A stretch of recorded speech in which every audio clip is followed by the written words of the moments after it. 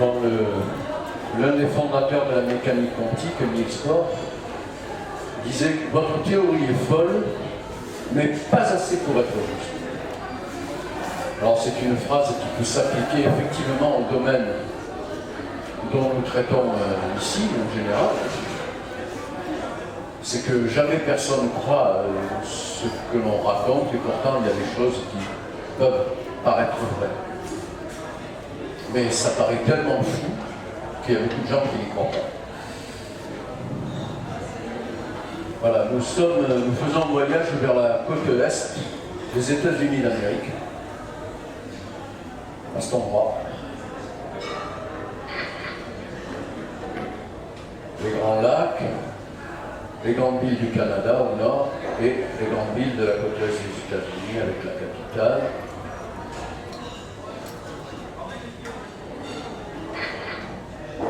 Et là nous allons à cette grande île, parce que c'est en réalité une île, Long Island,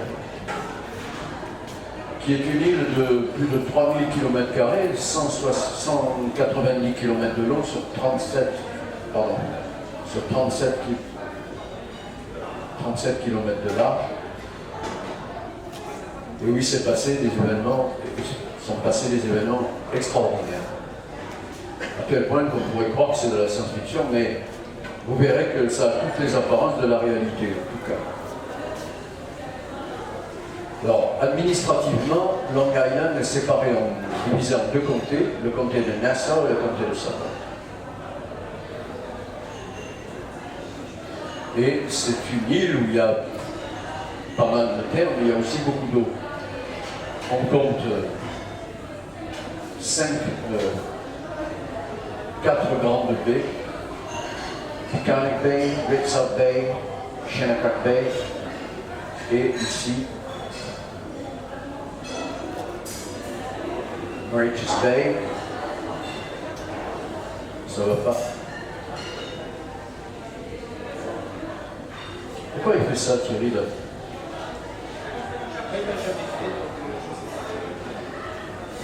Il cherche, mais... Bien vérifier ça, parce que c'est... La dernière fois... Ah, merci. Merci, Laurent. Voilà, Mauritius Bay, qui est une grande baie. C'est pas la plus grande, mais elle est quand même très grande. Avec les localités qui sont autour, Sherry, Mastic, Sandwich, East Mauritius, West Hampton.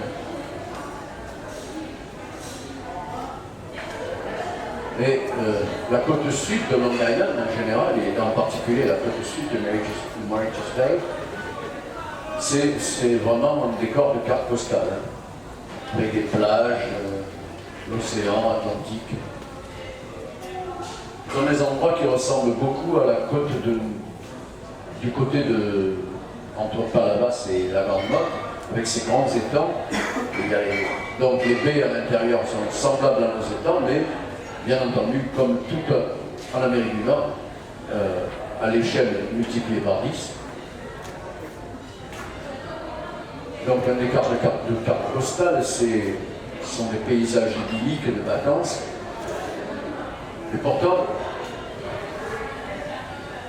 nous sommes ce jeudi 28 septembre 1989 et quelque part sur une base militaire de l'État de New York, on ne sait pas exactement laquelle, quelque chose se prépare.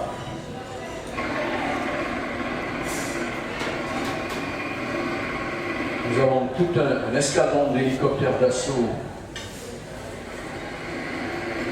Black Hawk qui prend l'air.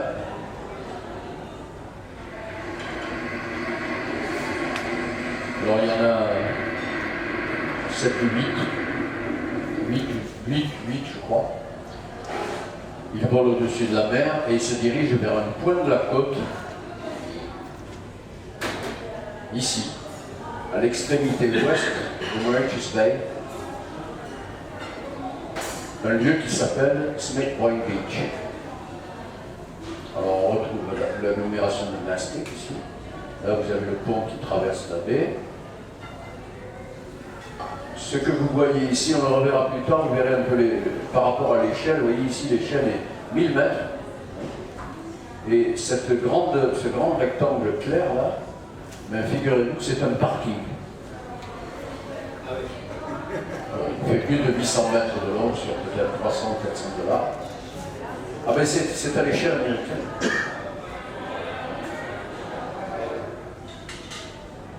Et là, je ne peux pas vous en parler ce soir parce que ça serait vraiment trop long.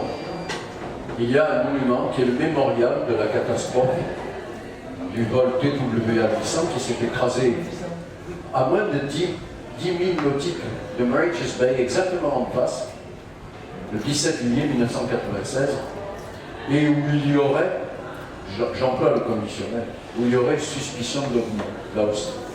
Mais ça s'est passé plusieurs années après, et c'est pas le sujet de ce soir.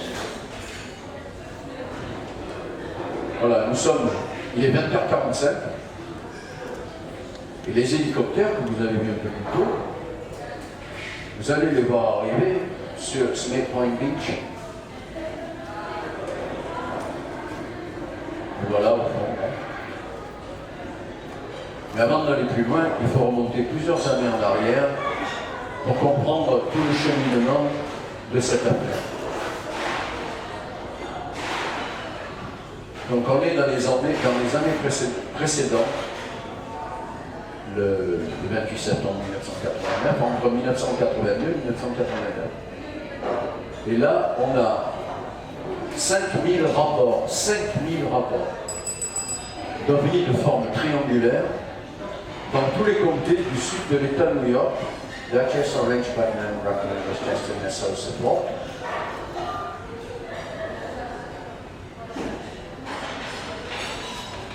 « 5000 rapports, ça fait un peu plus de 700 par an. C'est 10 fois plus ou 100 fois plus que la vague, que ce qu'on a appelé la vague belge ici en Europe. Et en particulier, c'est ce qu'on a appelé la vague de la vallée de Hudson, puisque la vallée de Hudson, en fait, fait la frontière entre tous ces comtés-là. C'est la rivière qui arrose, qui débouche à New York, là, parce que la ville de New York est ici. Alors déjà, on a je vais vous citer quelques témoignages, parce qu'il y en a des centaines, parmi les plus emblématiques, on va dire. Donc à l'été 82, on a un psychiatre connu, qui est avec sa femme en voiture et qui sont suivis par un objet de forme ovale.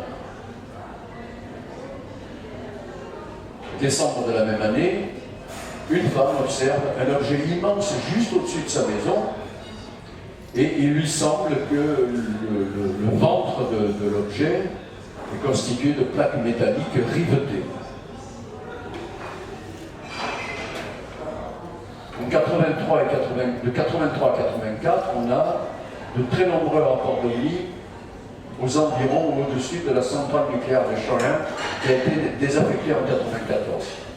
Alors, si vous vous souvenez de ceux qui étaient là, de ce que j'ai raconté dimanche 23, là, voilà déjà une centrale nucléaire qui fait l'objet d'une attention soutenue.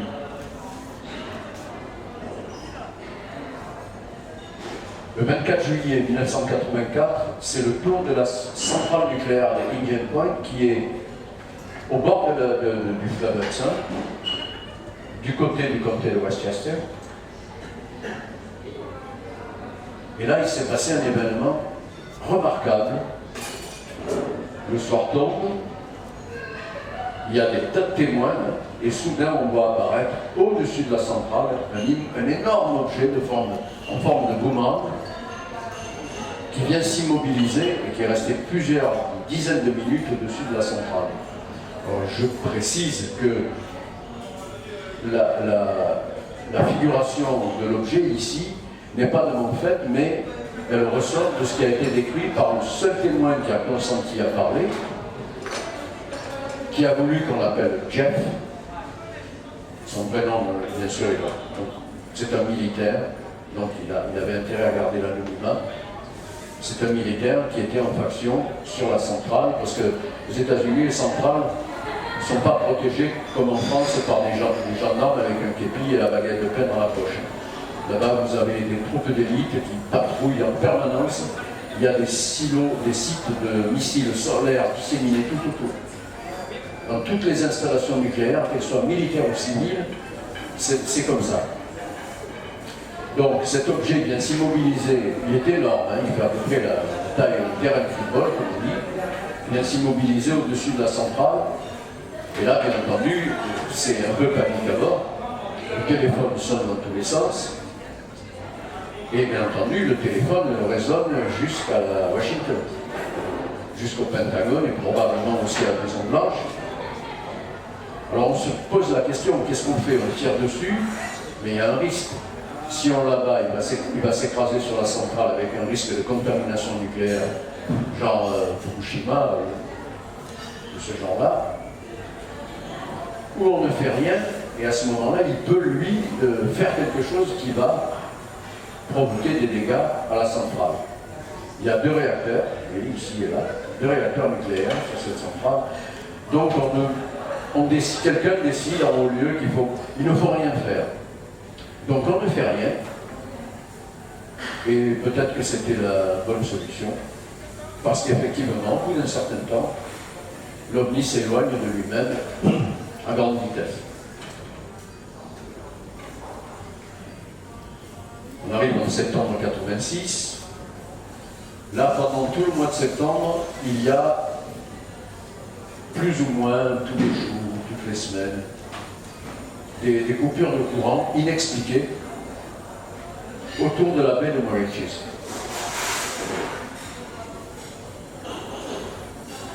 En 87 et 88, là c'est quelque chose de nouveau qu'on n'avait pas vu jusqu'alors aussi à l'est des États-Unis.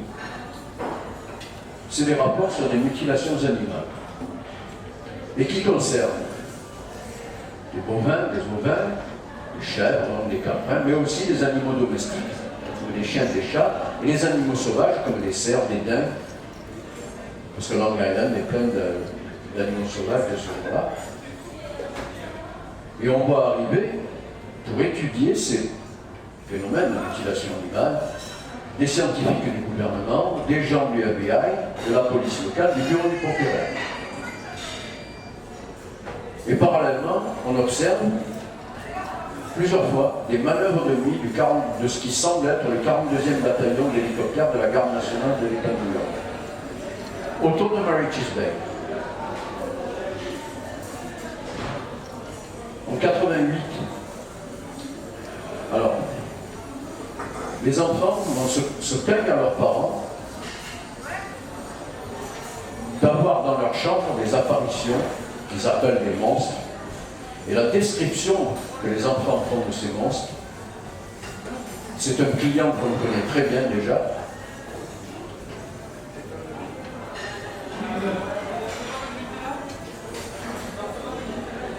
Parallèlement, il y a détecte des niveaux de radiation inhabituels et d'anomalies magnétiques. Alors, radiation, je n'ai pas dit radiation nucléaire, parce qu'il y a plusieurs types de radiation.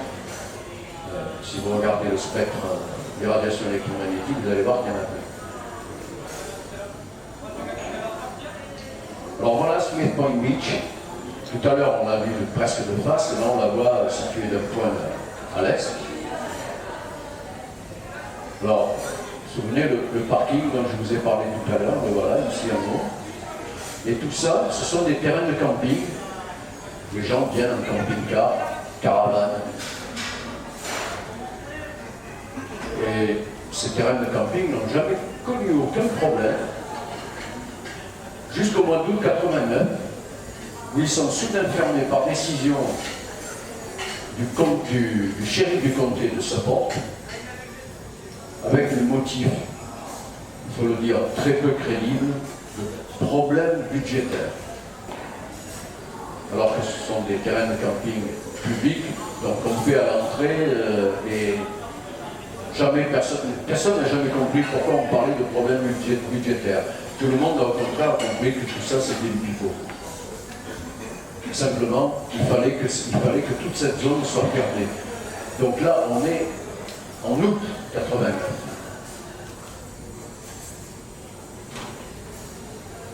Le 24 septembre, en fin d'après-midi, on a le couple Bruce et Mark Richardson qui sont sur leur cabine cruiser entrée au centre nautique de Mauritius. Et ils voient plus loin, au-delà des dunes, tout un balai d'hélicoptères qui se mettent à tourner en rond autour d'un point fixe qui est quelque part, mais qui ne peuvent pas voir, bien entendu. Et donc ils ont signalé ce fait. Et nous arrivons le 28 septembre. Il y a déjà dans l'après-midi des incidents électriques, des pannes de courant, et des coupures de télévision. Les gens téléphonent partout et aucune explication officielle n'est fournie. Et il y a également l'apparition de lumières très étranges au-dessus de la baie de Mauritius qui ont l'apparence de ce qu'on appelle des flares en anglais, c'est-à-dire c'est les fusées éclairantes.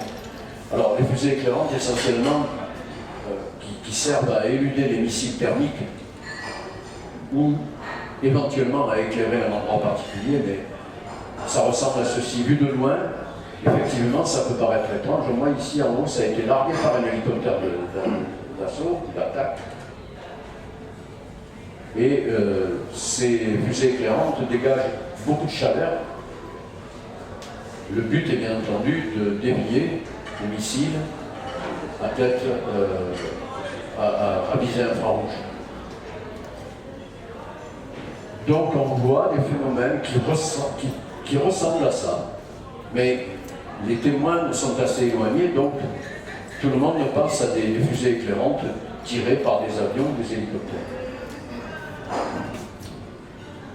Alors une opération assez curieuse qui se déroule aussi dans l'après-midi du 28 septembre sur la localité de Westhampton, qui est à l'est de Mauritius Bay. Et là, on voyait depuis plusieurs jours des témoins ont signalé au bureau du shérif ou à la police locale des mouvements bizarres d'appareils qui se posaient dans les dunes, sur le sable, des mouvements très curieux. Et les gens se sont dit, comme tout Long Island a été concerné par ça à un moment ou à un autre, c'était des trafiquants de drogue qui faisaient leur petit trafic avec des hélicoptères, des petits avions de tourisme.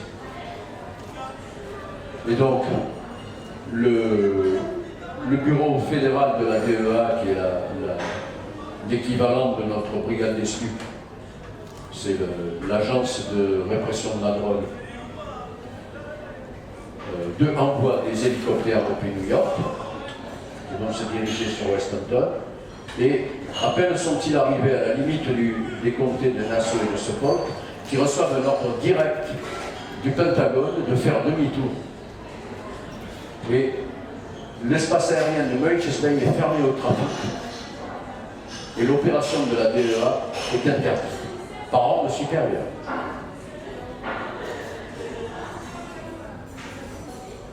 Il est 17h30, un endroit qui s'appelle Kings Park, au nord de l'île.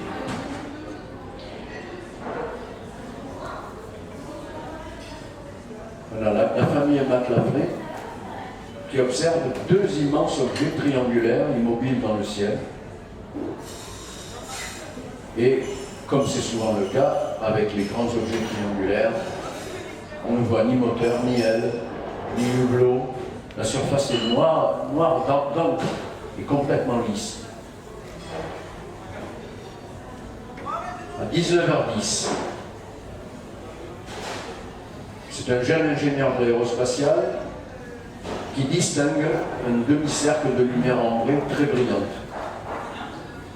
À peu près à quelques distances de là où il se trouve. Il y a plusieurs témoins sur l'autoroute aussi, l'autoroute qui traverse Long Island de part en part. Plusieurs témoins qui déclarent avoir observé un objet grand comme un terrain de football avec 6 à 8 lumières ambrées et également brillantes. À 20h, Là, on est à Carleton, qui est à l'est de Long Island. Là, c'est madame.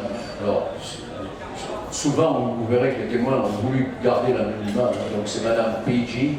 et son fils de 15 ans qui observent également un objet triangulaire immense doté de 6 lumières ambrées très brillantes.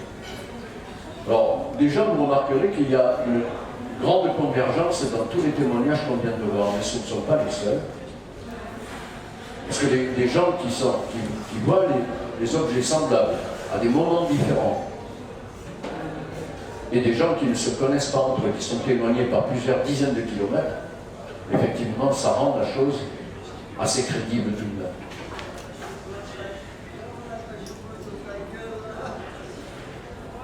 À peine un peu plus tard, alors là nous sommes dans l'état du Connecticut, qui est mitoyen de l'état de New York, à peu près à 120-130 km au nord de Long Island, sur l'aéroport international de Hartford.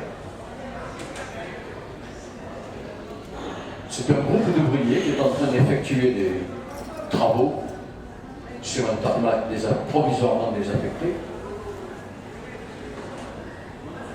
et qui ont déclaré par la suite, on va voir pourquoi ils l'ont déclaré, mais beaucoup plus tard, un objet noir immense en forme de boomerang avec 6 lumières ambrées. Et là, ils vont faire, ces ouvriers, ils vont faire un récit fantastique. Donc, l'objet ressemble à peu près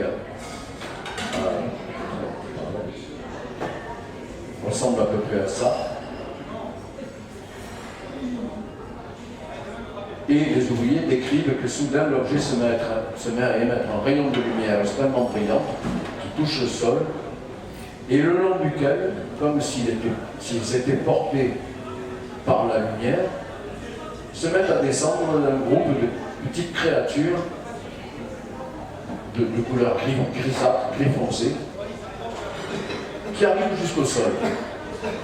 Alors les ouvriers, eux, leur premier réflexe, c'est de prendre qui une pioche, qui une clé anglaise, qui une pelle, et se précipiter sur les intrus.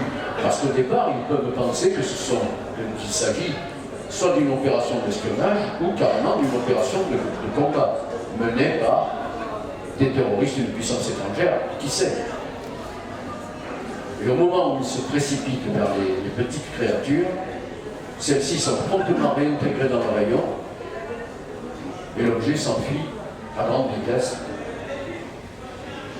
Donc là, un événement qui est quand même assez remarquable. Mais ces ouvriers-là voudraient bien raconter leur histoire. Mais juste quelques heures après qu'ils aient constaté l'événement, qu'ils aient observé l'événement, ils reçoivent la visite de messieurs habillés très sobrement, à l'élégance discrète, disons, de carrure plutôt athlétique, et qui viennent les inviter très gentiment, très poliment. C'est des messieurs très polis, très gentils, qui viennent les inviter à surtout garder le silence sur tout ce qu'ils auraient pu voir ce jour-là. Autrement dit, vulgairement dit en anglais, fermez vos gueules. Alors, ces messieurs-là, très bien habillés, très gentils, très courtois, ils exhibaient un badge de la FAA, qui est l'administration de la fédération de l'administration aérienne. C'est l'agence qui gère toute l'aviation civile sur tout le territoire des États-Unis. En fait, bon, n'appartenait probablement pas plus à la FAA que moi. Mais cela dit, il ne faut peut-être pas les confondre avec ce qu'on a appelé les hommes en noir dans toute l'histoire ufologique. Parce qu'ils avaient l'air bien réels, ils avaient l'air bien... les ouvriers ont décrit plus tard, ils avaient l'accent de l'Est des États-Unis, donc c'était des personnages qui étaient mystérieux, mais qui n'avaient rien à voir avec les Men in Black décrits dans la littérature ufologique. Et cela probablement émané d'une agence, genre agence centrale de renseignement ou la NSA ou quelque chose comme ça. Et ce qui est extraordinaire, c'est que ces messieurs ils sont arrivés à peine 2-3 heures après.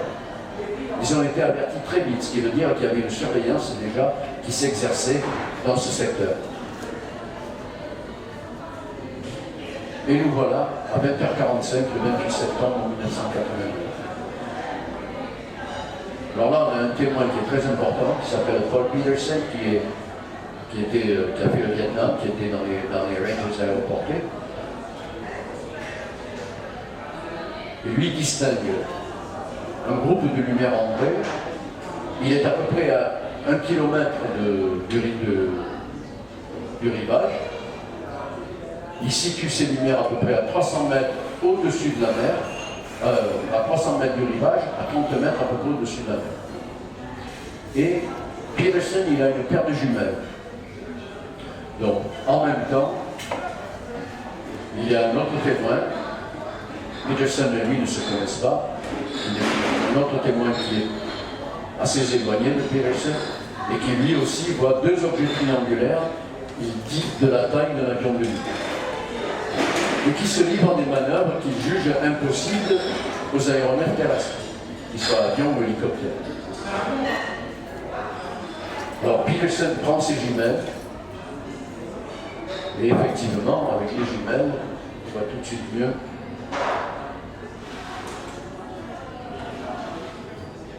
Deux grands objets en forme de boomerang. Il les décrit. Et à peine a-t-il fait cette observation que surgissent presque au-dessus de sa maison tout un escadron d'hélicoptères d'assaut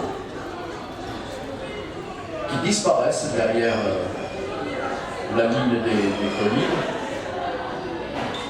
Et peu après, on voit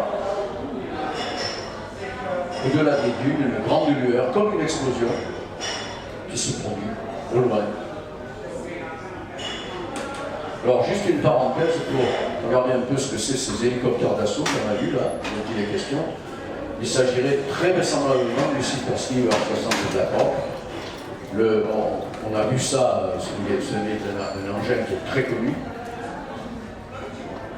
Donc là, il y a quelques caractéristiques de l'appareil, son rayon d'action, sa vitesse, son plafond d'altitude.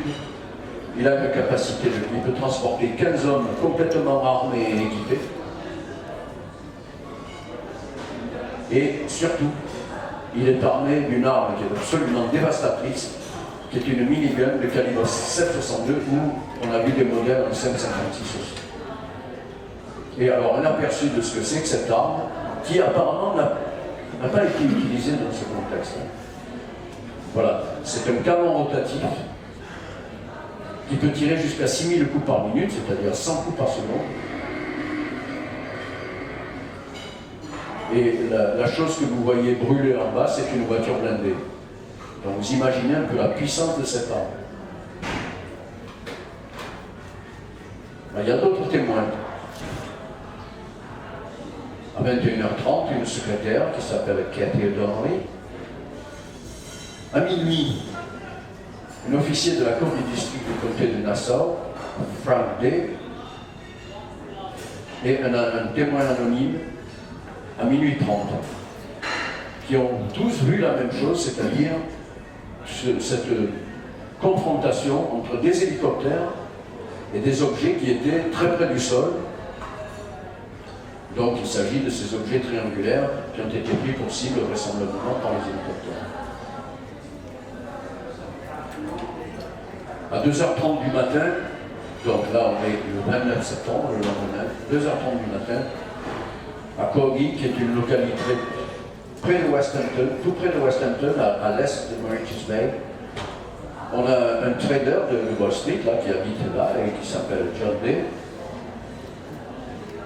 et qui voit toute une noria d'hélicoptères de transport lourd qui viennent très probablement de la base de la garde nationale de Westhampton, qui est tout près de chez lui.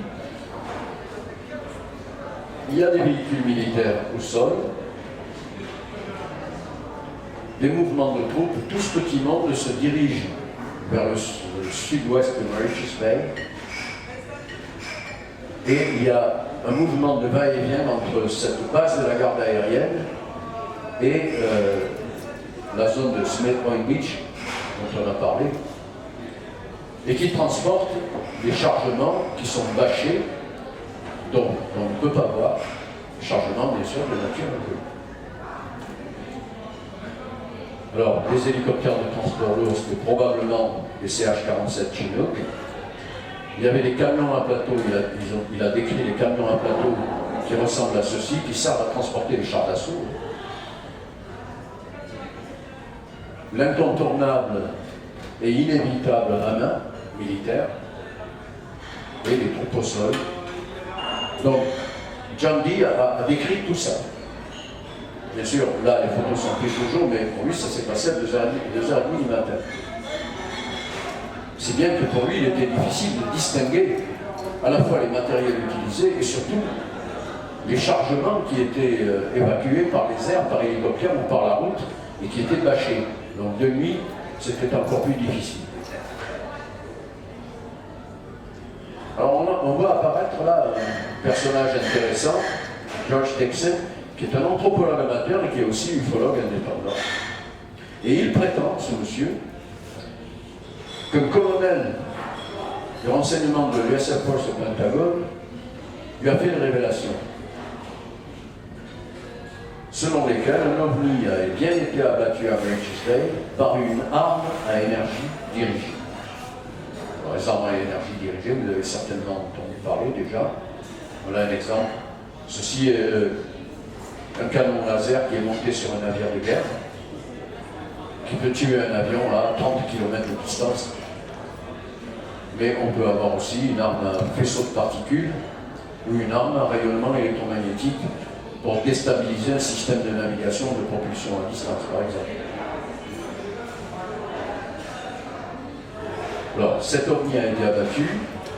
Il y avait deux objets. L'un des deux est tombé dans les dunes de Smith Point Beach. Mais dans l'histoire, il y aurait eu une confrontation et 18 militaires qui étaient impliqués dans l'opération ont été tués parce qu'il a été décrit comme une onde sonore de basse fréquence, c'est-à-dire un flux d'infrasons. Vous savez que nous aussi on travaille sur les infrasons depuis plus de 60 ans. Je ne sais pas, personnellement, je ne sais pas si une arme a été produite avec ce système, mais en tout cas, c'était à l'étude depuis très longtemps chez nous. Et si ça l'était chez nous, à plus forte raison, on peut penser que d'autres en possédaient aussi. Alors voilà, M. Leonard Stanfield, tout le monde en entend parler, c'est un des ufologues américains les plus connus. On voit ici un aperçu de son CV, hein. Il a été dans le renseignement militaire en 1945. Il a travaillé, il a fait sa carrière comme dans les relations publiques d'une grosse boîte qui s'appelle Kenner. Il a été directeur du CRIFO, conseiller au NICAP, il a fait partie du projet Blue Book, il a été dans les bureaux des directeurs du CRIFOS, tout ça sont des groupements ufologiques américains les plus connus, les plus cotés, et enfin il a été au comité directeur du MUFON États-Unis. Il a interviewé un certain Dr. Nick, qui est un personnage très mystérieux. Et ce Dr. Nick lui a révélé, dans cette interview, qu'effectivement, le territoire de tout le nord-est des États-Unis était sous surveillance depuis plusieurs mois de satellites, on appelle satellites espions, satellites photographiques, satellites radars, donc des satellites militaires, tout le nord-est des États-Unis et en particulier toute la région de New York. Il a, ce docteur Nick, corroboré les témoignages qu'on a vus tout à l'heure et il a confirmé que l'assaut avait bien été donné par des hélicoptères Sikorsky. Alors ce docteur Nick, qui est-il? On n'en sait trop rien. Il prétend avoir été à la tête d'une équipe d'ingénieurs sur les lieux et au moment de l'incident de Manchester. Et il travaillerait depuis les années 70 au fameux hangar S3 à la base de Wright-Patterson, la base aérienne dans l'Ohio, qui est dont on pense qu'elle aurait servi à entreposer des ovnis depuis les années 50. Alors, il prétend avoir travaillé sur ces ovnis récupérés par l'armée, et que ces ovnis utiliseraient une technologie très avancée basée sur les cristaux. Alors, nous, on sait aussi travailler sur l'énergie des cristaux, mais pour l'instant, c'est une technologie qui est très balbutiante encore. On commence à savoir émettre des signaux, à savoir emmagasiner des informations à l'intérieur des cristaux. Mais là, apparemment, les ovnis, d'après lui, utiliseraient les cristaux comme moyen comme en tout cas, source d'énergie pour leur propulsion. Et il confirme qu'un ovni a bien été abattu à Murray's Bay par une arme donc à énergie dirigée développée par AIR Systems de Long Island sur des fonds du SDA, c'est-à-dire l'initiative de défense stratégique, ce qu'on a appelé à l'époque, dans les années 80-90, la guerre des étoiles. Alors, moi j'ai vérifié, et un système a bien existé. Elle travaillait exclusivement pour le gouvernement sur des matériels de haute technologie militaire. Elle a été absorbée par un groupe plus important, 91 ou 92, si les souvenirs sont. Et donc, l'OVNI aurait été abattu, l'épave et les corps auraient été récupérés et envoyés à un endroit qui est tout proche, qui est le laboratoire national de Buchanan. Bon, c'est un endroit absolument extraordinaire, le laboratoire national de Buchanan. Je crois qu'on n'aura pas le temps ce soir d'en parler parce qu'il y a toute une affaire qui s'est passée 3 années après. Mais ça prendrait peut-être plus de temps, je ne sais pas si. En tout cas, en résumé, on a là affaire à un incident ovni majeur, comme il y en a eu peu dans l'histoire de l'ufologie. Il y a des dizaines de témoins, et probablement des centaines, parce que moi je vous avais montré qu'une dizaine à peu près, ceux qui ont consenti à parler, même sous anonymat, mais beaucoup d'autres ont parlé, mais on ne peut pas mettre là, détailler tous les témoignages les uns après les autres. En plus, il faut se souvenir que c'est le 28 septembre, c'est donc encore une période très agréable. Toutes ces baies qu'il y a à Long Island sont sillonnées par des bateaux de plaisance. Il y a plein de gens qui sont là encore jusqu'à une heure avancée de la soirée. Donc je dis, il y a des dizaines, peut-être même des centaines de témoins. Et alors, des gens qui ont vu ce qui apparaît comme une opération militaire planifiée de longue date, puisqu'on a un assaut d'hélicoptères, et peut-être d'autres forces militaires, mais le plus frappant, c'était vraiment ces hélicoptères d'assaut, si possible. Une opération qui ne s'est pas décidée en quelques heures, ou même en quelques jours. C'est une opération qui était planifiée depuis plusieurs mois, peut-être même plusieurs années. Et en fait, tout s'est passé dans cette affaire comme si on avait voulu attirer ces ovnis-là à cet endroit précis pour pouvoir leur tendre un piège. Quand on regarde l'événement un peu de façon globale, eh bien, c'est la première idée qui vient à l'esprit. Alors, il y a une récupération d'épaves et de corps, et le tout, bien entendu, sous le sceau du secret.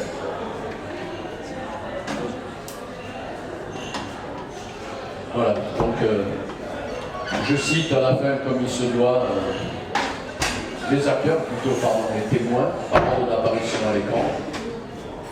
Et là, des remerciements spéciaux aux organismes dont on peut tirer l'information. On marque l'US Air Force, l'Agence nationale de sécurité et le département de la défense, puisque certaines infos sont venues de là. c'était une production de Languedoc. Et je vous lis juste la mention légale, c'est la loi. Bien que les événements que j'ai mentionnés n'aient pas été officiellement confirmés, on peut leur accorder une grande crédibilité. Toutefois, OVNI Languedoc certifie n'avoir aucune responsabilité dans la perte alléguée d'un engin spatial extraterrestre et de ses occupants au cours de ces événements. Voilà, je vous remercie de votre attention.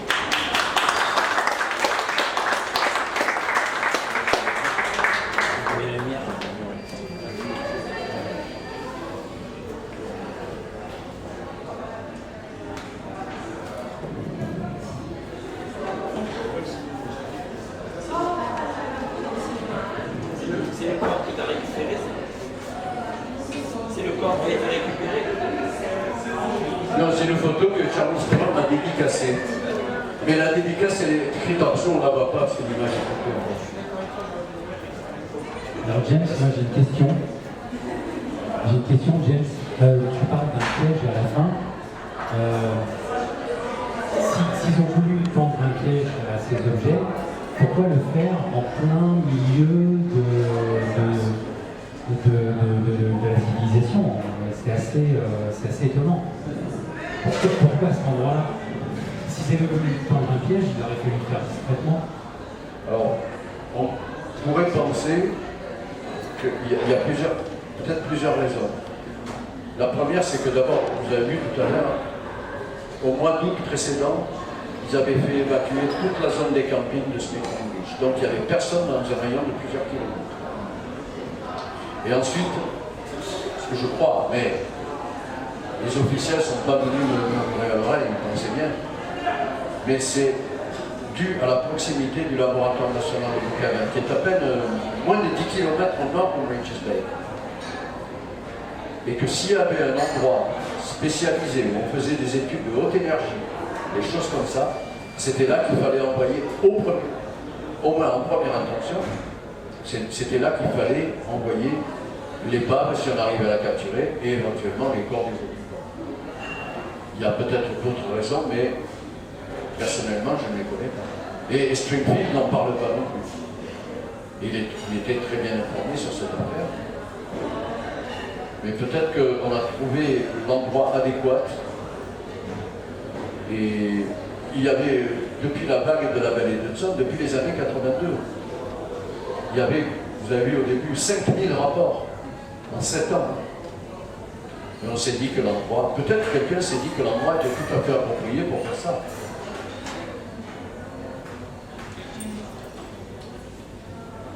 D'ailleurs, après, l'histoire de Brookhaven, là, j'en parle pas parce que, ouais, il est déjà 10h15, ça prendrait encore 3 quarts d'heure de plus. Il s'est passé un événement au-dessus du laboratoire national de Brookhaven en 1992, où là, ils auraient, toujours le conditionnel, n'est-ce pas, ils auraient carrément zappé un énorme ovni circulaire, en même temps qu'un de ces éclairages triangulaires, au-dessus de la zone de Brookhaven. Quand je dis zapper, c'est-à-dire qu'ils l'ont complètement détruit. Et c'est pour ça qu'on parle, dans le milieu ufologique américain, on parle de l'incident de Brookhaven 1992. Comme par hasard, c'était le 29 novembre 1992. Il n'y a aucun lien avec la mort du président Kennedy, qui était aussi un mouvement. Il n'y a aucun rapport, mais bon, c'est une coïncidence.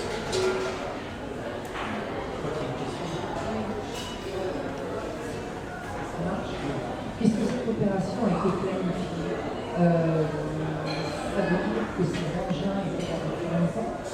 Est-ce qu'ils ont eu des contacts avec eux? Parce que, en fait, comment planifier une opération, comment faire venir des ovnis à un endroit précis, s'ils sont nulle part? Je veux dire, ils devaient être là quelque part, et voilà. Ils étaient là depuis combien de temps? Est-ce qu'ils avaient été repérés? Est-ce qu'il y a eu des pourparlers entre eux? Je ne sais pas. Est-ce qu'ils se sont rencontrés? Est-ce que... Ce sont des bonnes questions, mais... Donc ça veut dire qu'ils étaient là. Ils les ont possédés depuis longtemps. La façon dont ça s'est produit prouve que l'opération a été planifiée, et probablement de longue date, puisque presque au moment où ces deux objets triangulaires se sont présentés au-dessus de Moriches Bay, les hélicoptères ont surgi et il y a eu cette attaque. Parce que, bon,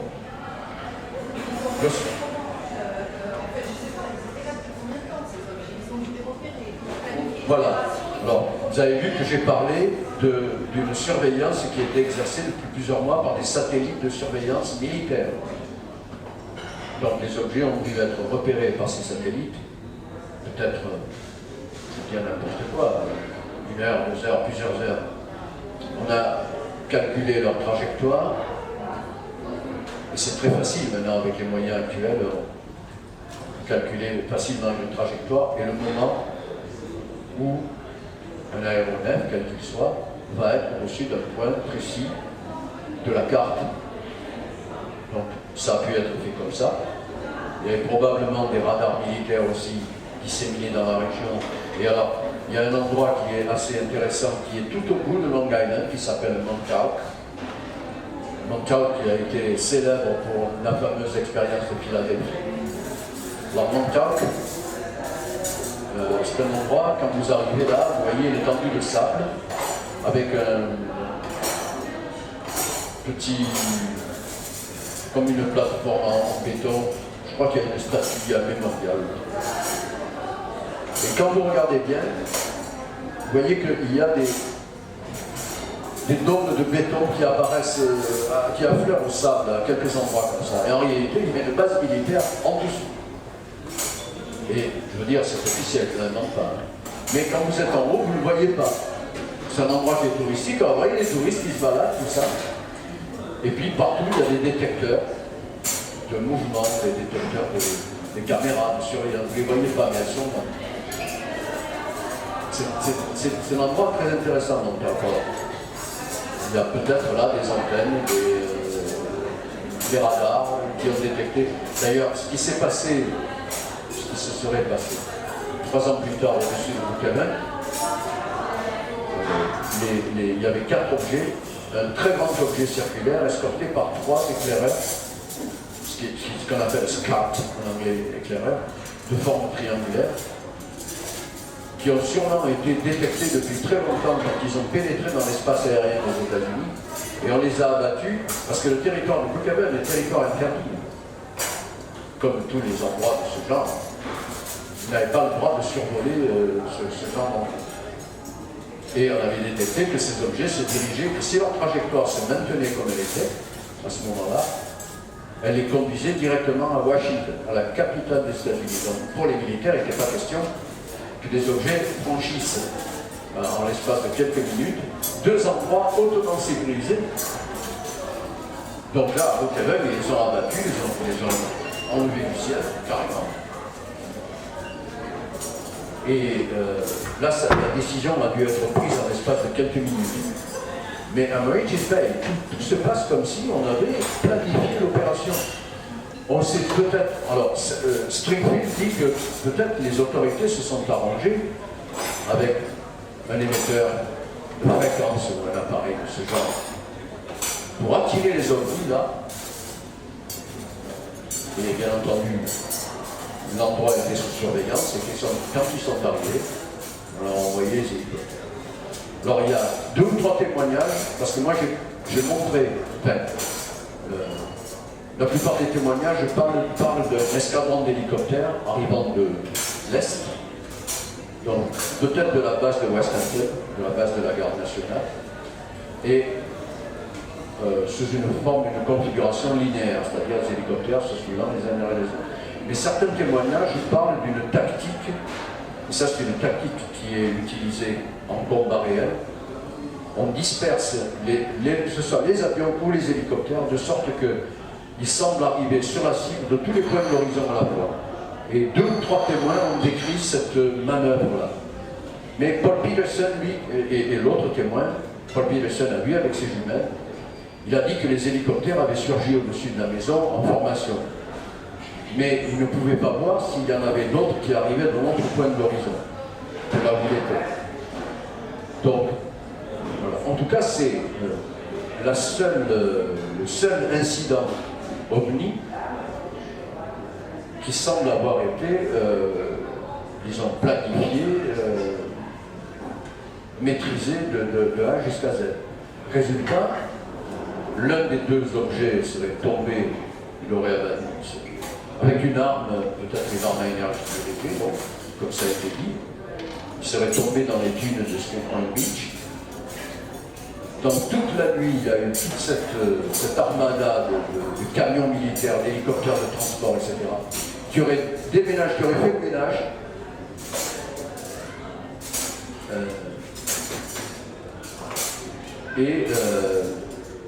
L'affaire a été enterrée comme ça. Il y a eu beaucoup de témoins, mais comme dans tous les témoignages d'OVNI, vous pouvez être témoin d'un OVNI, vous allez à la police, vous allez chez le shérif du comté, vous allez à la Maison Blanche, on va vous rire au nez. C'est toujours la même histoire. Alors les témoignages dont j'ai parlé là, qui sont des témoignages réels, n'ont été connus que dans les mois, voire les années qui ont suivi. Parce que vous avez vu qu'il y a un certain nombre de témoins qui ont voulu garder l'anonymat.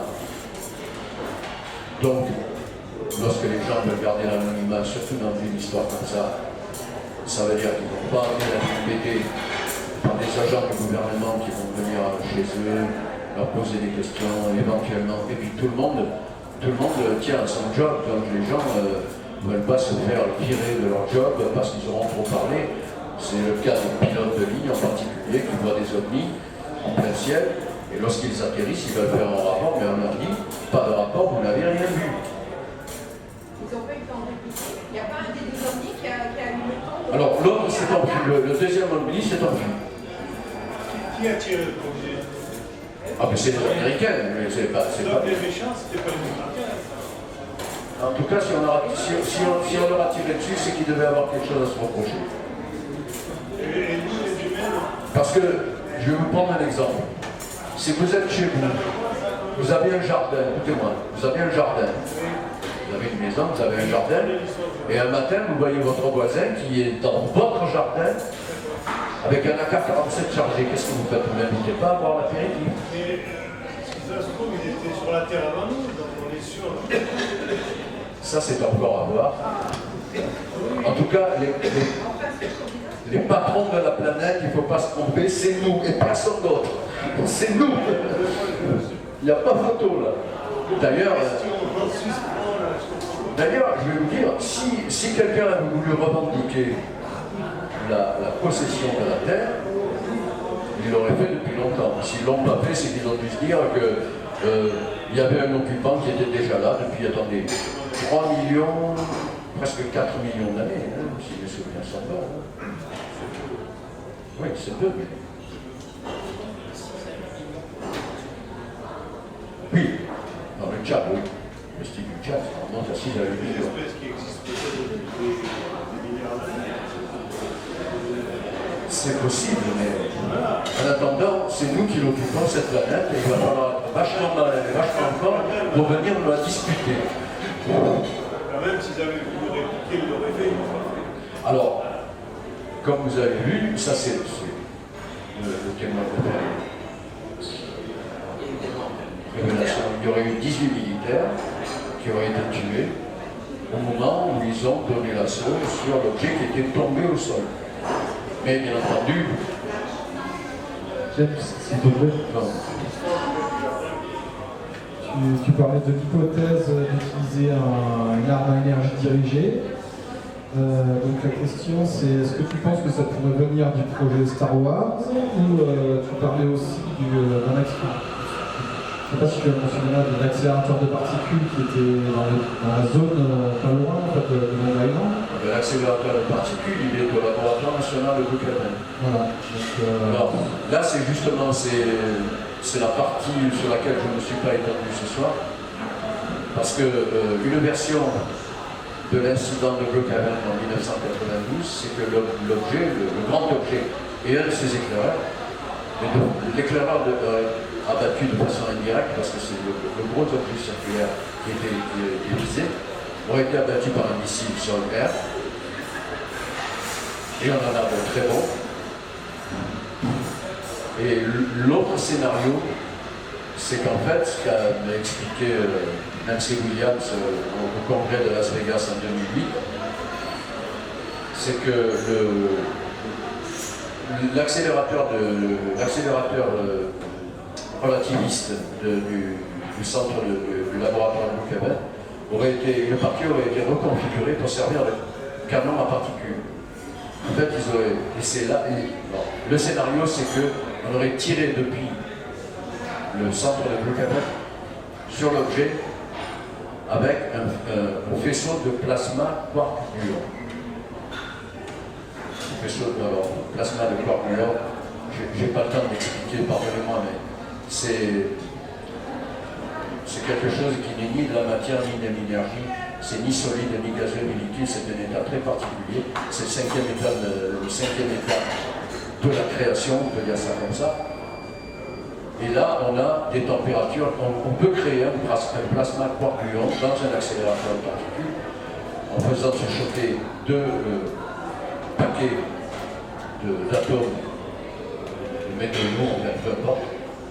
Et on obtient une température à l'endroit de l'impact qui est de 100 000 fois la température du centre du Soleil, c'est-à-dire 100 000 fois 15 millions de degrés Celsius. Voilà. Et on pense que ce plasma de quark-gluon, c'est ce qui constitue le noyau des étoiles à neutrons. Ce sont des étoiles d'une énorme densité, comme 1 cm3 pèse des millions de tonnes. C'est des neutrons qui sont tellement comprimés qu'au centre, il y a une température telle que la matière adopte cet état très particulier qu'on appelle le plasma quark-gluon, qui n'a rien à voir avec le plasma gazeux, comme on les connaît, hein, le plasma, le 4e état de la matière. Bon. Là, il s'agirait d'un 5e état de la matière. Et apparemment, ils sont arrivés à recréer ça au laboratoire de Brookhaven. Et on aurait reconfiguré l'accélérateur de particules qui puisse tirer un flux, un faisceau de plasma quark-gluon. Et c'est comme ça que l'OVNI aurait été abattu. Quelle distance? L'OVNI était à peu près à 1000 mètres d'altitude au-dessus du... Mais le rapport de Nancy Williams qu'elle a fait à la 6e conférence de Las Vegas, elle a dit que l'objet avait été littéralement oblitéré. C'est-à-dire qu'il a été effacé du ciel. Il a dû rester un peu de poussière d'atomes. Et il restait 2, donc il y avait 3 éclaireurs de forme triangulaire. 2 se sont enfuis. Et l'autre, il a en quelque sorte subi aussi l'explosion du gros. Et il est tombé au sol. Alors là, ils auraient récupéré sur un endroit qui s'appelle South Haven Park, qui est à 2 km du centre de Brookhaven. C'est un grand parc public immense, 3 km sur 3, je crois. Ils auraient récupéré le petit ovni triangulaire et des occupants. Voilà. C'est tout ce qu'on sait sur cet incident. Mais il y a un certain nombre d'éléments qui nous font quand même penser qu'il y a un fond de vérité derrière tout ça.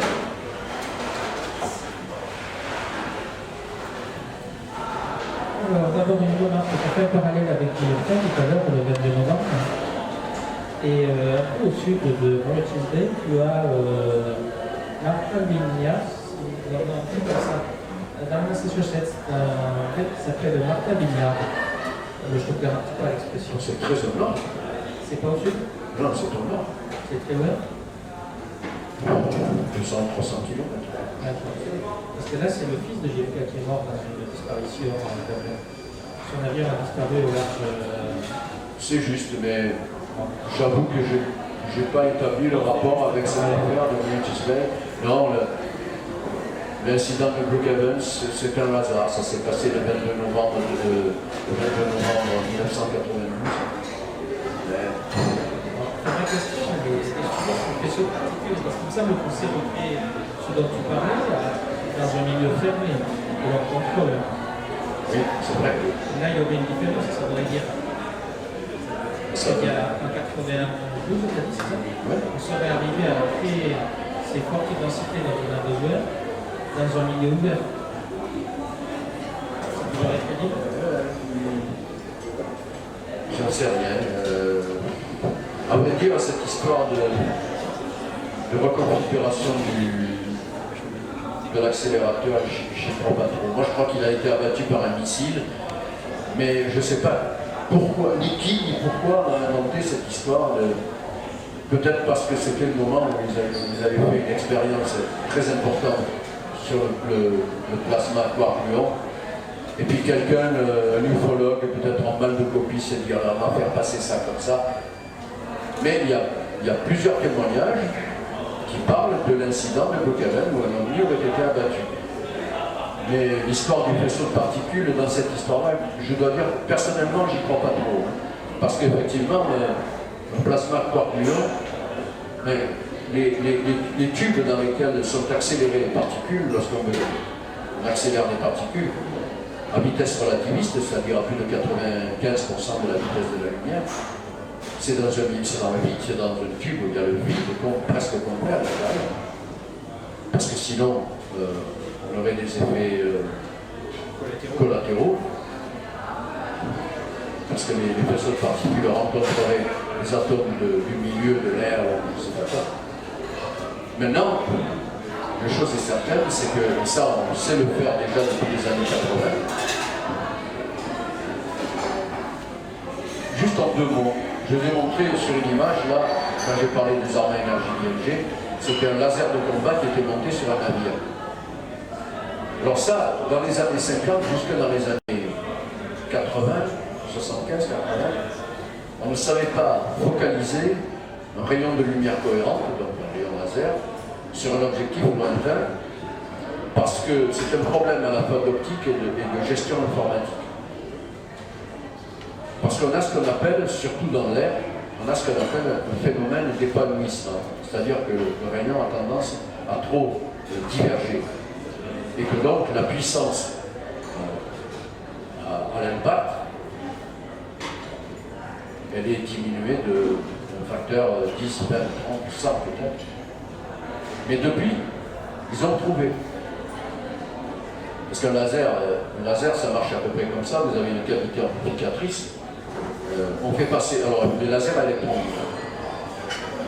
On fait passer un faisceau d'électrons dedans qui est en quelque sorte monté, porté par un rayon de lumière laser, un laser à basse fréquence. Et c'est le faisceau d'électrons, donc les électrons sont des particules, c'est pour ça que c'est une arme qui est un peu mixte.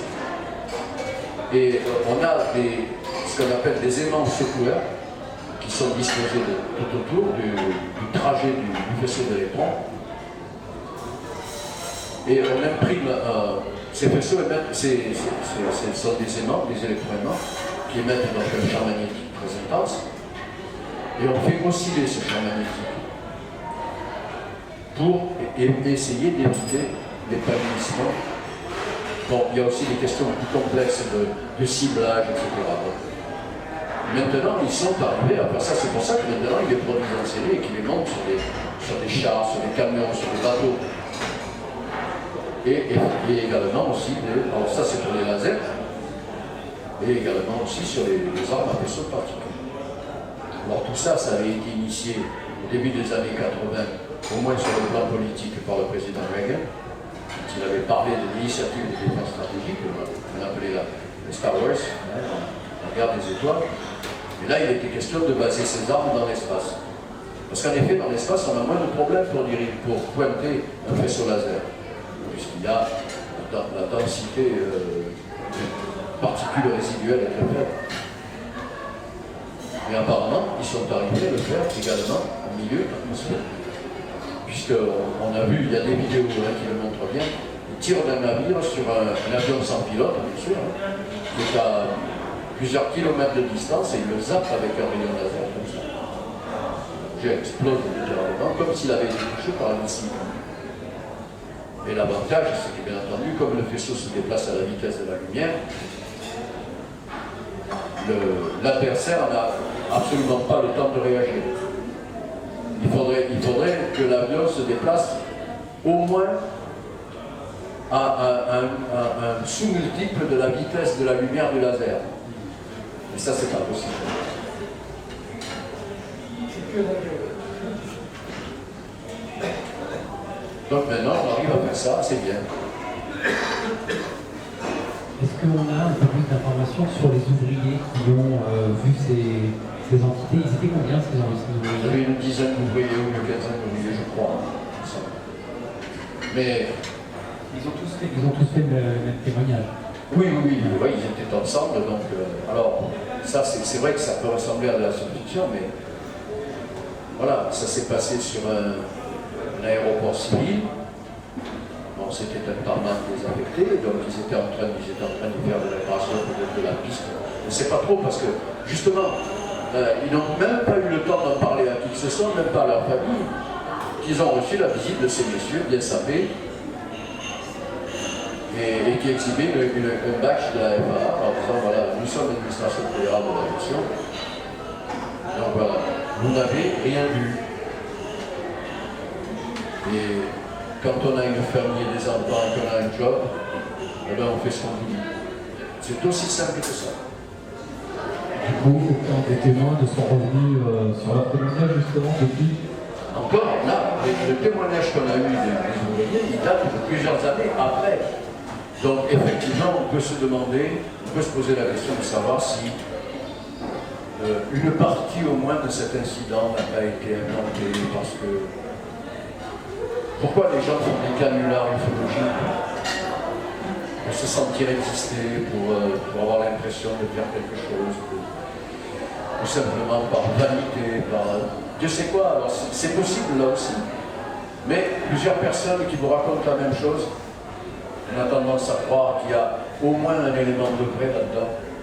Maintenant, est-ce que c'est vrai que l'OVNI triangulaire a émis un rayon de lumière qui a transporté des petites créatures jusqu'au sol? Ça, c'est impossible à vérifier. Impossible. Ils l'ont raconté ça, mais ils ont dit aussi qu'après, ils n'ont pas pu, tout de suite, ils n'ont pas pu le raconter à qui que ce soit. Parce que justement, ils ont vu arriver un groupe de gens là qui leur a dit voilà, il ne faut rien dire, messieurs. Là, vous n'avez rien vu. Si vous tenez à votre job, à votre famille, aux études de vos enfants, etc., voilà, vous ne nous avez jamais vus et vous n'avez rien vu non plus. Ça se passe comme ça. Combien de pilotes de ligne, quand ils ont atterri, après avoir ce qu'on appelle un near miss, collision évitée de justesse avec un OVNI, quand ils ont atterri, ils ont voulu parler, on leur a dit. Voilà, c'est pas plus compliqué que ça. Il y a toujours cet élément de secret et de forcer le secret par rapport aux autorités. C'est toujours la même chose. Et on voit ça depuis les années 50. Alors là, c'est un incident particulier. Mais moi, personnellement, je trouve qu'il est significatif, peut-être d'un état d'esprit des militaires. Parce que quelqu'un a dû se dire à un moment donné, bon, il y en a marre que nos installations comme ça, en plus les installations les plus sensibles, soient survolées à droite, à gauche, et en retour, voilà. Il est temps de lui mettre un point d'arrêt. Ils ont dit, on va monter un coup. Ils ont donc monté un coup. Dans l'histoire, il y a un OVNI qui a été descendu au sol, ils l'ont récupéré avec les autres. Il y aurait eu 18 morts parmi les militaires. Mais au regard d'une situation comme ça, à la limite, on a tendance à se dire, mais c'est rien 18 morts. Hein, il en va de la survie de l'humanité, donc on ne va pas les isoler sur 18 mètres. On a une idée de l'histoire des familles qui ont subi les morts des militaires. Il n'y a pas eu des enquêtes ou... Là, à plus forte raison, étant donné que ce sont des militaires, tu ne peux rien savoir. Parce qu'il faut bien justifier quand même la mort des militaires sur une opération qui n'est pas une opération militaire au début. Quoi. Alors là, il y a eu des tas d'opérations comme ça, plus ou moins clandestines, pendant la guerre froide, tout ça.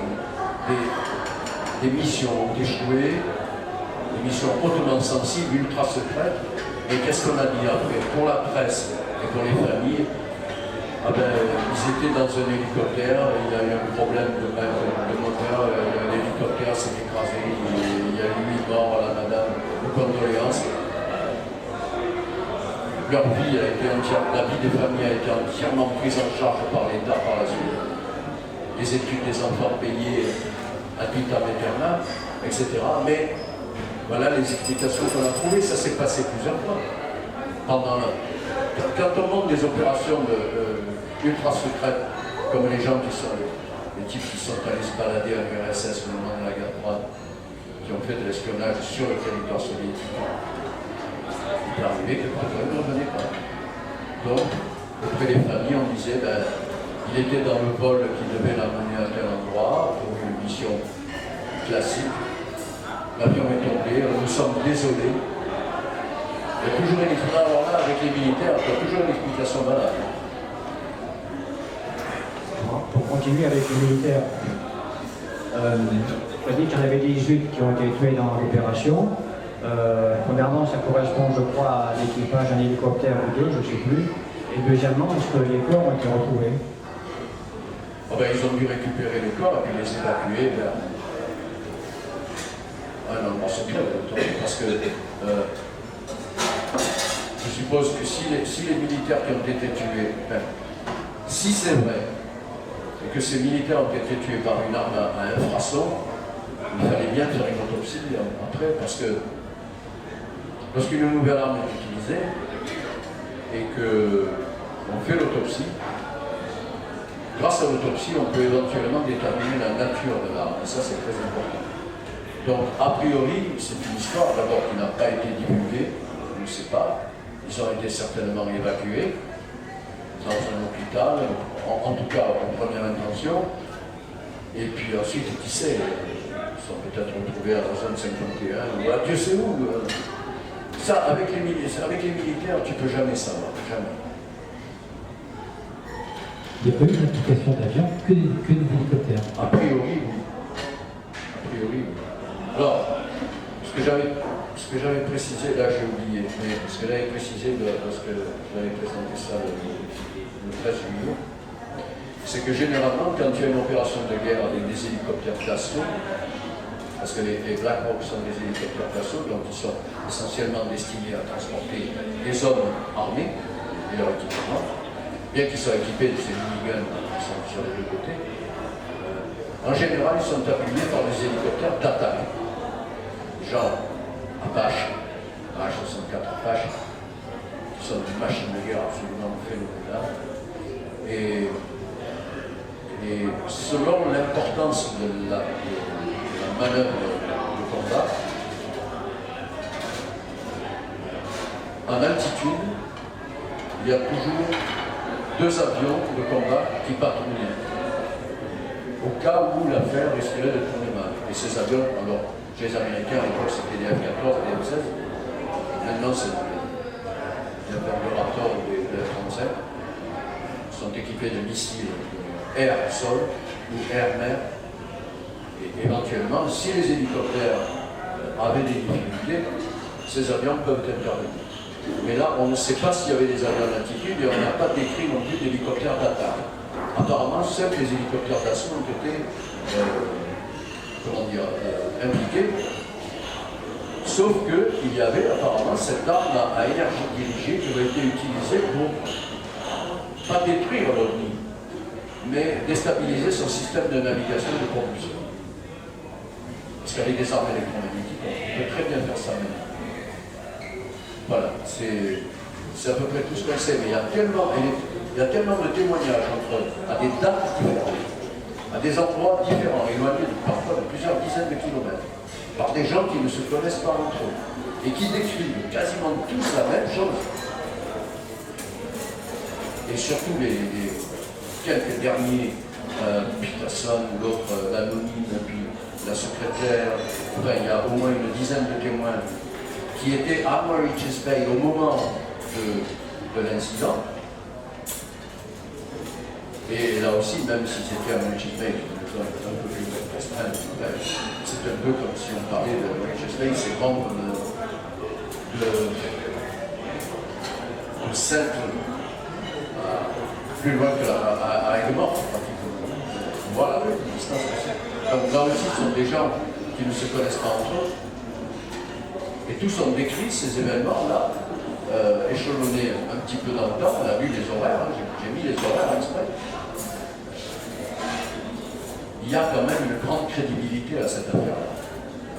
Mais alors, il faut préciser qu'en Europe, elle est très peu connue. Elle est bien connue aux États-Unis, dans le milieu économique, mais en Europe, on n'en a pratiquement jamais parlé. Et s'il n'y avait pas eu le témoignage des gens du UFON, c'est-à-dire le Long Island UFO Network, et surtout de Leonard Stringfield, peut-être qu'on n'en aurait jamais entendu parler en France non plus. Mais voilà, comme Leonard Stringfield est quand même un ufologue parmi les plus connus, et qu'il a publié des tas de trucs, y compris sur Internet, et que c'est un monsieur qui est extrêmement crédible, s'il y en a un qui est crédible, c'est bien lui. On l'a appelé Monsieur Crash d'Ovni d'ailleurs, parce que ça a été sa spécialité, Crash d'Ovni. Donc il avait la bouteille pour parler de ça de façon crédible. Et les témoignages, c'est pas lui qui les a inventés non plus. Les témoignages ont été obtenus par les diverses associations ufologiques, par le bureau du shérif du comté de Suffolk. Il y a plusieurs sources différentes. C'est ça qui augmente encore la crédibilité de l'affaire. Maintenant, après, est-ce qu'ils ont réellement tiré dessus avec une arme à énergie? Est-ce que... Moi, je pense que c'est plausible, parce que les armes à énergie de ce genre existent depuis... En tout cas, sont opérationnelles au moins depuis la fin des années 70. Donc, pour moi, c'est très plausible, mais effectivement, moi, je n'y étais pas. Ils ne m'ont pas limité pour me dire, voyez, on est en train de tester un nouveau modèle de laser, mais deux ovnis, là, ils sont beaux, ils sont dodus, on va les zapper. J'y étais pas. En tout cas, il y a l'interview de ce fameux docteur Nick par Stringfield. Il y a le témoignage de George Dixon. Enfin, il y a plusieurs témoignages qui, en effet, semblent en faveur de l'utilisation d'une arme à énergie. Voilà. Les troupes militaires qui interviennent sur ce genre d'événements sont spécialement entraînées pour ça? Est-ce qu'elles feront ça? On ne peut pas faire intervenir n'importe quelle troupe militaire, n'importe personnellement, je pense que oui. D'ailleurs, plusieurs fois, on a relaté des incidents ovnis où on a mis en scène des corps militaires qui apparemment avaient été entraînés dans ce truc. Ça serait pas la première fois. Il y en a aux États-Unis, il y en a en France aussi, il y en a partout. En France, je ne sais pas. Partout. En France, je n'y suis pas, je ne sais pas. En France, je ne sais même pas si on a même une armée. Alors, donc. Je pense que j'ai un avis qui est différent. Je ne pense pas qu'il y ait des troupes spécialisées du coup. En fait, pas vraiment, pas comme les Delta Force aux États-Unis ou des forces spéciales chez nous. Mais bon, et je crois qu'il y a une dernière question, puis après on va arrêter. Je vais vous donner le micro. Je rappelle qu'on a une autre FUOL ici, notre rencontre ufologique début décembre, ici sur Nîmes. On en a une à Pérol en novembre, le 7, qui va nous faire une super conférence avec sa camarade Yann, c'est ça. Le 16 novembre. Le 16 novembre. N'hésitez pas à venir. Et puis une autre, donc en décembre ici. Au passage, je sais que certains ont raté la grosse journée du 23 septembre à Pérol, où on avait 6 conférences sur la journée, un petit marathon qui s'est très très bien passé, avec à peu près 120 personnes sur la journée qui se sont déplacées. Donc c'est un record pour cette année. On espère qu'on fera mieux la prochaine. Et la prochaine, donc n'hésitez pas à venir, ceux qui ne sont pas venus. Puis ceux qui sont venus, n'hésitez pas à revenir. Allez, je vous passe le micro. Dernière question. Mais... La question est simple. Est-ce qu'on connaît le nombre de victimes extraterrestres? Le nombre de victimes extraterrestres? Non, pas du tout. On connaît le nombre. Le militaire le savent peut-être, mais dans le public. Tout ça a été dans le secret en fait. Ah ben bien sûr. Ah oui. On a fini par savoir le nombre de victimes humaines. Oui, parce que c'est mais là. Pas le nombre de victimes extraterrestres. C'est ça. Mais on n'a jamais su, même dans le cas de Roswell, on a dit, certains ont dit qu'il y avait 3, ils ont récupéré 3 corps, d'autres ont dit qu'il y en avait 4, d'autres ont dit qu'il y en avait 5. D'autres encore ont dit, et ça c'est une hypothèse qui tient bien la route quand même, au vu des témoignages, qu'un était vivant et le serait resté pendant 2 ans. Mise au secret, bien sûr, quelque part, dans une base secrète. Dans beaucoup d'autres cas, on a parlé de récupération de corps. Mais le nombre n'a jamais été connu de façon stricte. Ce qui paraît logique de ne pas connaître le nombre de victimes extraterrestres, au fond ça s'explique. Parce que si c'était une opération militaire préparée, dire qu'il y a eu 5 ou 6 extraterrestres abattus, ça aurait été d'avouer le crime. Il n'y avait rien à voir. Donc, on peut expliquer le fait qu'on ne sait pas. Et puis, savoir, c'était là, c'est pas fini par savoir. Par les témoignages extérieurs. Ils ont dit, on en parle aujourd'hui, donc. Par les témoignages extérieurs. Voilà. mais on ne sait pas exactement si tous les occupants de l'OVNI abattus à Mary Gisborne ont été tués. Absolument pas sûr de l'armée. Là, il n'y a pas de doute, là, les militaires ne parlent pas. Les commandants de l'armée derrière, etc., c'est quand même défendu. Oui, pour des observations classiques, mais dans une affaire comme ça, bien sûr que l'armée est une opération de combat. Oh, c'est pas tellement ça, mais c'est le secret militaire, tout le monde le respecte. Quand vous avez des ordres, et surtout quand les ordres émanent du sommet de l'organisme,